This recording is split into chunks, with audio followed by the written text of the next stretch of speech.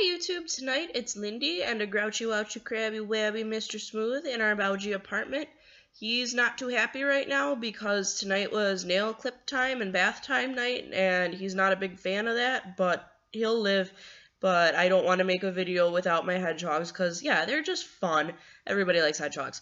So I got a request to do a video about the more detailed requirements of getting a Z visa to teach English in China, so here we go.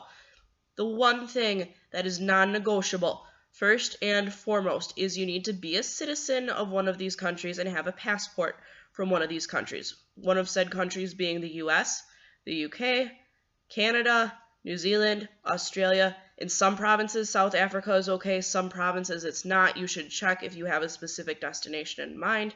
If you are not a citizen from there and you don't have a passport from there, I'm sorry.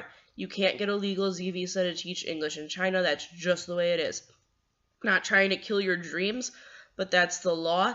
You might see some people here that are from like Poland or Zimbabwe or the Czech Republic or wherever teaching English.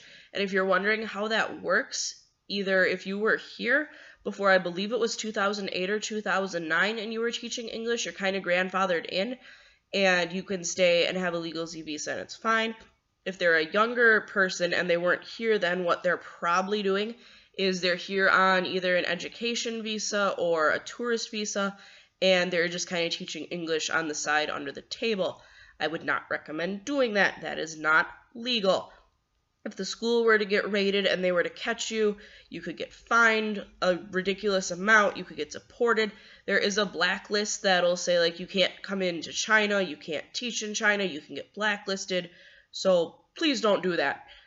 Also, this is something else that they require, is you need a 4-year degree from a university. It doesn't have to be education or English related. My degree was in history and everything was fine. When you apply for your visa, they're going to ask you for a scan of your diploma. So I scanned that in. I've heard of people using diploma mills. Again, that's not legal. I would not recommend doing that. If they find out, that's going to be bad. They also want you to have attended elementary, middle, and high school in an English-speaking country. In college, I did study abroads, and it was fine. But for your younger years, they want you to have attended school in one of the countries. I was asked on the visa requirement application thing, where did you go, and give the address of the school and the dates that you went. I don't know if they called and checked it. I don't know if they just went and checked that it's an actual school, but that's what they want. They also want you to have a TESOL or a TEFL, and when I first came here, I didn't have that, so I guess they told them, oh, like, she'll get it while she's here, and I did, and everything was wonderful and fine. They also want you to go to the doctor before you come to China, and they give you this little form that you have to get filled out, and it just says that, like, you don't have any problems, like, you're not going to die while you're over here. If you're over 50, they're going to want you to get an EKG. If you're under 50, you can skip that part. But if you have anything like HIV or AIDS or anything that's communicable and fatal, they're not going to let you in. Funny story about that from somebody who worked at my work. I guess she got here, and sometime in between when she arrived in China and when she had taken the test in her home country, she had contracted HIV. She came to China, and when you get here and you do the hospital check here, they do take some blood, they check your weight, they do it. I don't know what it is. It's this thing that you stand on and it goes and it goes over your whole body, and yeah, they do that. I'd never had that done before. But come to find out, she was HIV positive within 24 hours. Her butt was on a plane back to wherever she came from, and there were guys in hazmat suits cleaning her apartment. They don't really understand HIV and AIDS here all that well. Like, you can't get it from sitting on the same couch as somebody. You can't get it from, like, being taught by them, but there's not a whole lot of understanding. They're not going to let you in if you have a disease like that. Also here, I've seen some schools say they want you to be between 25 and 50. I was 23 when I came here, and that was fine. I think the thing with 50 is that's the retirement age for women here. The retirement age for guys is 55. I know there are some older people, because, yeah, they have that requirement on the medical form.